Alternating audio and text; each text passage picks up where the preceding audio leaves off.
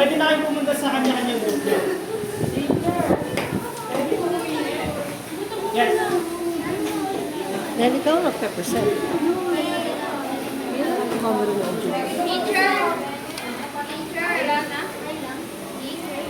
Yes? Okay.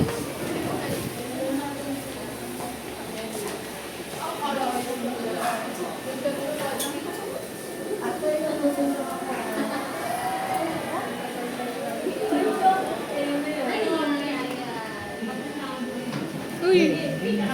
Kulang na ng montage.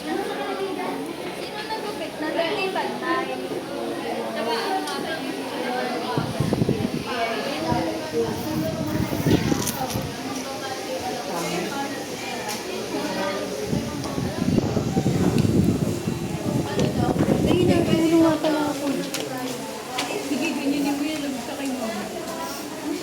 Ma'am, share mo na yung video lang.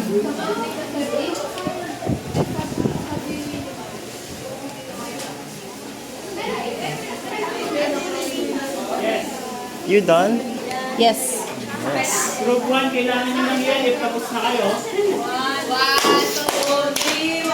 2, 3. Group 1! Oh, very good.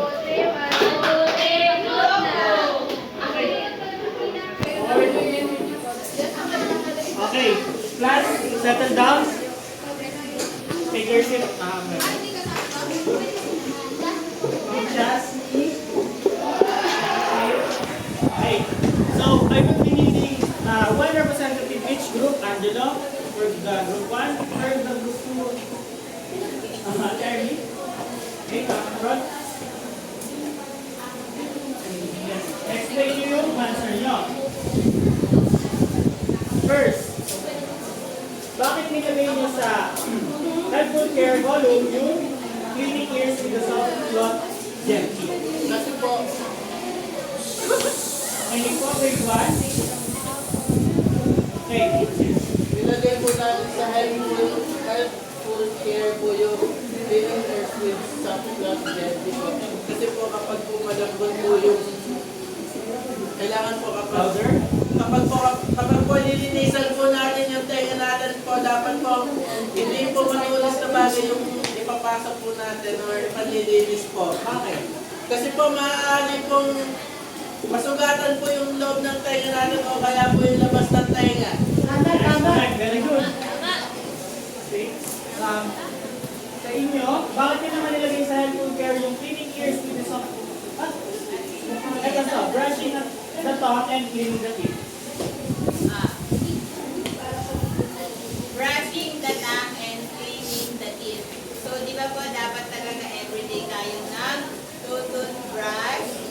Yan, para malinis po yung ngipin natin. Kasi, pwede po yan magkaroon ng bacteria pag hindi po tayo nag-brush ng teeth.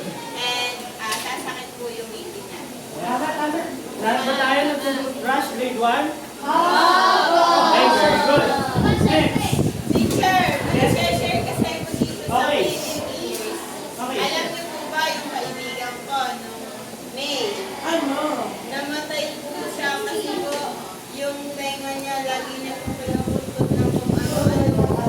Ano po siya na nagpatawag na infection po siya. Tapos kumakain po sa utak. Tapos po dinala po siya sa hospital. Tapos namatay po siya. Tapos nag-react po ako. Okay. So, yun. Doon sa komento niya, makikita natin kung gaano talaga kahalaga na alam natin yung safety ng ating mga sense organ. So, dapat alagaan natin sila daily. Next. Bakit nilagay mo sa column harmful care yung gawin ng 8 tablets with all day dose? Ayan. Dapat po talaga, hindi po talaga tayo nagtatablet, nagse-cellphone, or any screen na. Oh, yan. Kasi po, yung mata po natin, baka po lumabo. Pag lumabo po yan, hindi na po tayo makakakita or lalabo na po yung paningin natin. Hindi po natin nakikita yung maganda nating nanay, tsaka po yung nating tatay. Tama. Explain mo si Angelo. So, Angelo, bakit nilagay mo sa column ng harmful care yung reading books in a very dark room? Kasi po, kapag nagbabasa po tayo, dapat nakikita po natin yung bawat letra. So, kapag nasa madilim po tayo na lugar or nasa madilim po tayo na room, hindi po natin makikita yung pinabasa natin. At kapag po nagbabasa tayo sa madilim na lugar, sasakit po yung mata natin kasi po, hindi po natin makita ng ayos yung ano, nagpo-focus pa po tayo kung paano makita pa po natin yung binabasa po natin. Yes, correct. Tama ba si Angela? Tama, di ba, classmate? Okay. Grade 1, tama ba yung sinabi ng dalawang group? Okay. Is it loud? Okay. Very good class. So, bigyan naman natin ng 5 palakpak ang ating mga sarili. Now, may idadagdag pa si teacher na mga dapat gawin at hindi dapat gawin upang mapangalagaan natin ang ating mga sense organs. So, first, sa ating sense of sight, anong dapat natin gawin at hindi? Please read, Sis Kalika. Do not watch TV or use tablets too closely. Rest your eyes with time. Okay.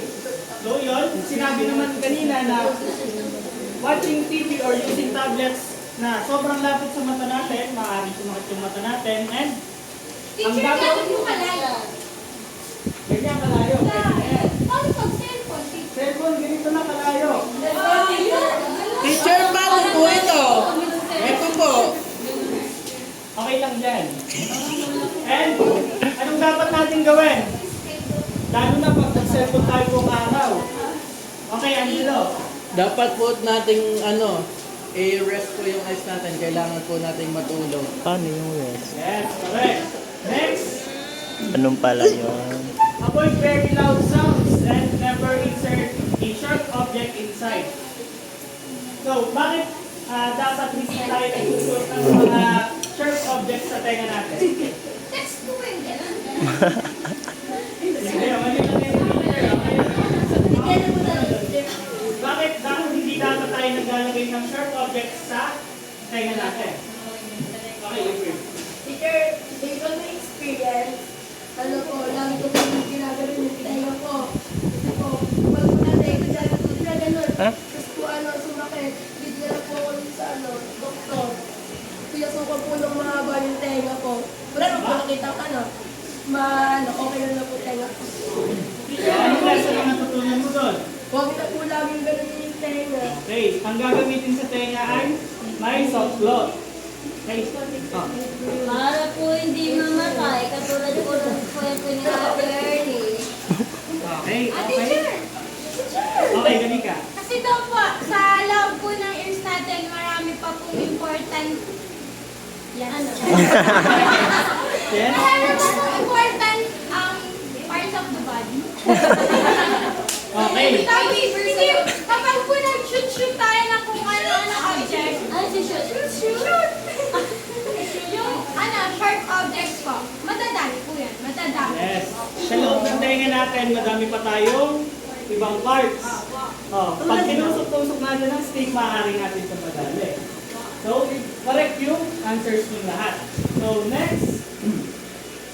Sa sense of smell naman, please read LJ. Use a clean handkerchief to blow your nose gently and avoid smelling toxic chemicals. Bakit kailangan natin gumamit ng handkerchief pag blow ng nose? Para po hindi po tayo makasagalan sa iba ay makaawa po ng kahit anong sakit or chemical. Okay, very good. And ano yung kailangan natin i-avoid daw? Avoid smelling toxic chemicals po. Yes. Avoid natin yung mga toxic chemicals like rugby. Rugby po. Lagi po, lagi po nakakamin ng rugby. Ay, ba dyan, Angelo? Teacher, use time words po. Kasi po, yung ano po yung sapatos na po, mga kapilat nila dyan na po ng rugby. Kasi inamoy na po yung rugby. Teacher, hindi ko nga po alam yung rugby. Paano ko po aamoy Okay, yan? settle down na ako guys. LJ. Substancy rugby. So, LJ, kindly use. Kind Okay, sorry po, Angelo, sorry po. Okay, very good. Nagsabi si LJ. Okay, let's proceed class. Eyes on the TV. Next. Sense of taste. Please read, Eman. Clean your tongue gently by brushing your teeth. Avoid Aminin eating naman. foods that are too hot. Okay. Bakit kailangan natin i-avoid yung eating foods that are too hot or sobrang mainit? Para hindi po mataas yung dila. Okay. Paano Kasi pag kumain tayo ng sobrang init na pagkain, last, may sarili na tayong mga discussion. Eyes on me? Eyes on you! So, pag kumain tayo ng sobrang init na pagkain, ano nga ulit mangyayari?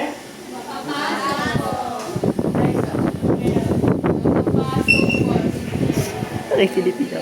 I-avoid natin yung pagkain ng sobrang init. So, next ay sense of touch. Please read, Mona. Sunscreen or hats under the hot sun. Para di po mamitin. Ma-burn po yung skin po. Hey, nag-wear ka ba ng hats pag nalabas ka sa init? Tayo lang. Ayun lang. Okay. So, bago tayo mag-proceed sa ating quiz, may tanong si teacher. Ano nga ulit yung 5 sense organs na dapat nating alagaan? Okay, Sai? Eyes, ears, tongue, nose, skin. Okay. Very good. Correct yun. And, why is it important to care for them daily? Mega? Ha? Bakit important din na alagaan natin yung mga sense organs natin daily? Para po di mawala yung sense. Okay, Yung correct? sense of... Correct. Importante po na alagaan natin yung organ sense po natin para di po tayo mamatay. Sample po yung sa tenga po yung sinabi po natin early. Kasi po hindi niya po yung gaan yung tenga, namatay po yung kaibigan niya. Pag naman po sa yung napasok po yung pang natin, tapos di po tayo makakakain, tapos hindi mamamatay po tayo. And pag sa skin naman po, pag di po tayo naglagay ng sunscreen, mangingitin po tayo, tapos may iyak po tayo sa tao, tapos hindi po tayo lalabas ng bahay, tapos hindi po tayo kakain. Okay. Tama na yun. Teacher, sit down. Very good. Ang haba ang sagot ni LJ. Okay, Angelo. Last na yan, ha? Teacher, kasi po kapag hindi po natin inalagaan yung sense organs po natin, madadamage po sila tapos po madadamage po. Okay, very good. Take your seat. Yes, Sarah. Kaya po siya importante kasi Correct. Correct. Kami ito si Sarah. Grade 1?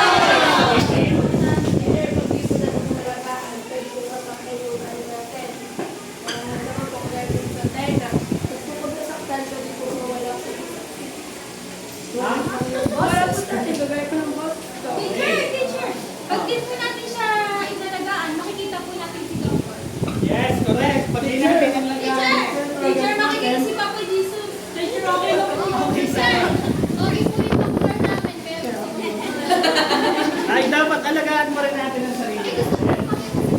Teacher, Yes, Angelo? teacher kapag po, Doctor. kapag po lumala po, hindi lang po si doctor po yung makikita po natin, pati po si San Pedro po. Tsaka si Yes, thank you for your answer, Angelo. Okay, na, settle down. So, excuse me. Now, let's apply what we've learned. I want you to imagine you are sitting in a classroom and you suddenly feel a strong urge to sneeze. But your hands are dusty from writing. So, what is the correct way to handle this to protect your nose and your classmates? Teacher, Okay, Avery. Demonstrate mo ano yung dapat gawin. Yo, teacher, magtutuloy natin. Instead of using our hands, pwede tayo. Wow! Okay, tayo nga tayo, class, at gaya natin si April kung paano yung dapat natin gawin.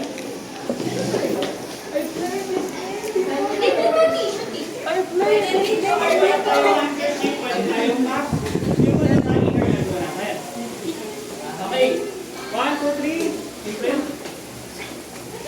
O, nasan yung sneeze, guys? Dapat Teacher, may utot. sa inner elbow tayo mag-sneeze. At least hindi mo may kakalat yung germs sa mga classmates. Check mo sana. May kakalat ng germs. Okay, now, proceed na tayo sa quiz. So, sit down na, bro. And, favorite part mo, quiz. Assignment.